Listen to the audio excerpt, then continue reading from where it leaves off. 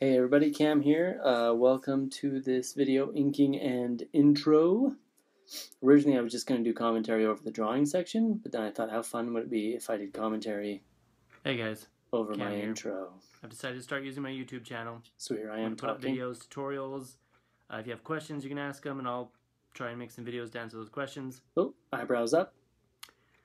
So for today, I'm going to ink a drawing I did a while back. And if you like the video, subscribe to my channel. Tell everybody in the world you know about it, including your dogs and your moms. Dogs and moms. That's pretty good. That wink looked pretty weird, right?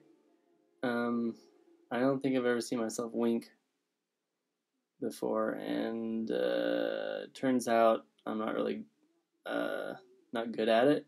It's kind of awkward. So anyway, the real question for this video is, can I find enough stuff to talk about while I'm drawing? I think so. How about I just start by talking about some of the tools I use? So you can see, just to start off, this paper is just photocopy paper. It's 180-pound paper, so it's thick, like cardstock.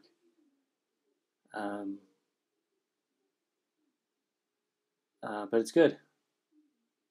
Nothing too fancy, but it's perfect. It's nice and thick, and the ink, I like how the ink lays down on it. It doesn't get saturated into the paper and get all fuzzy lines on the edges. So that's the paper I use. For the sketching part of it, the red lines, I did that in Photoshop. I like to do that so I can figure out composition and the size of the characters, relation to each other, and placement, and I can do it easily. You know, if I draw a character and I think, oh, he's a little too big, I can easily just scale him down, and I don't have to erase him and draw him over again. So, I don't know, I just like the freedom of doing that in Photoshop, and then I can print it out on paper and begin inking. This pen I'm using is the Kuretake number 8. It's a brush pen with a synthetic brush tip, you know, but has the actual brush tip, not the felt. I like it. I'm using a different ink than what comes with it. Instead of the Kuretake ink, I'm using it's called carbon ink. Fits the cartridges are the same size, so they fit the pen. I like it because it seems to dry really quick, but it's also waterproof, so I can then, you know, do markers or watercolor over it and not have it bleed all over or smudge. I like that it dries quick so that my hand doesn't smudge it around as much as it would if I were using a slower drying ink. Anyway, I like the Kuretake 8. The number 13 is good too. It's the same brush tip but with a different body. It's just a fancier looking body. It's a little more heavyweight and it's shorter. The thing I do like about the 8 is that it's lightweight and a little bit longer. It feels more like an actual brush, like a paintbrush. I don't know. At least to me it does. I don't know. It's a good pen. I've tried a few other pens. I started off. I used to use a lot.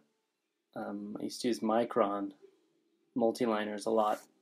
But I wanted to try something that had a more organic look to it, that had variation in the line thickness. So the brush pen is fun. I've since then tried to go back to a multiliner every once in a while, and man, it just feels so boring. It's like, you know, I don't know. No offense to those who use the multiliners. I like them too. I've used a few brush pens from different companies as well. I tried the Pentel Pocket Brush.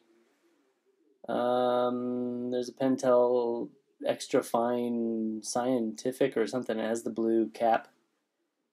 It also has the brush tip. But really, I come back to Kuretake each time.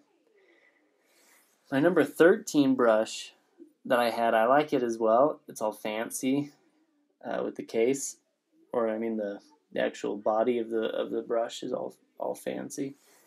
But sadly, I left that one out, and it got demolished by a little child who I love. So, so I took that opportunity to buy a replacement tip that was, instead of being a synthetic brush, it was sable, so actual hairs. And I didn't like it. It doesn't.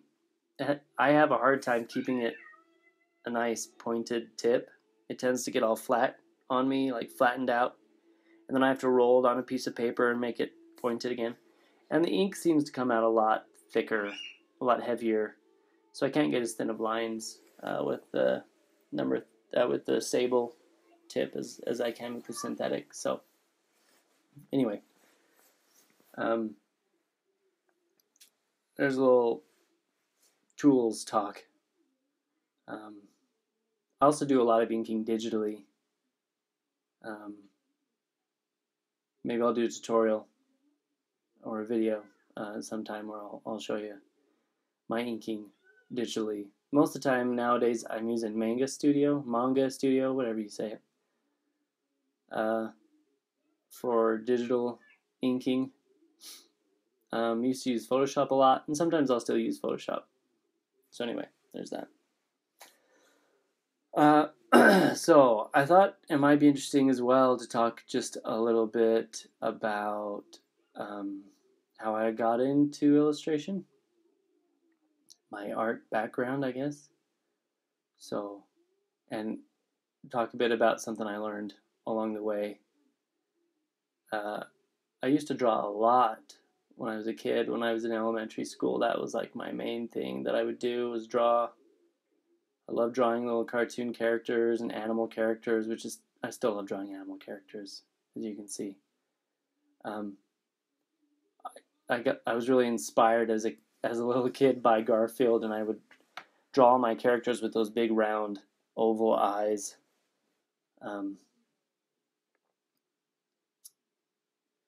But despite loving it when I was a kid, when I got to middle school, I was still drawing a lot, but then I became friends with another kid, same age as me, but he was like, leaps and bounds ahead of me artistically. And so I got pretty discouraged at that point, and I kind of thought, wow, this guy's so much better than me and he's the same age. I should probably just not. Maybe this isn't my thing. Maybe I need to stop drawing. Which, looking back, was the stupidest choice. Like, how dumb is that? And instead, I started focusing more on music and playing instruments, which I like that as well. But, I thought maybe I was better fit for that. So that continued all the way through high school. Sadly, I wasted a lot of time where I could have been improving my drawing ability, my artistic ability. Then, a little bit later, I started in college, and I was still focusing more on music. I was playing in a couple bands, just wussy bands that weren't really anything important. But anyway, I was playing the accordion, and I thought, well, why don't I go into audio engineering? I thought I could record music, do studio recording for a living. And I went to school in that program for a while, for a couple of years, and then I just, I was still drawing at that point. I was starting to draw again and realizing that I enjoyed it, and I liked just drawing for my own pleasure and coming up with stories and characters and worlds. And then it just got to the point where I realized I had to do art. I had to do illustration. I had to draw. And I then decided to switch the program I was in, go into art, and start honing my skill and play catch up for the years I had wasted and missed. Wah, wah. So anyway, that was the lesson I learned.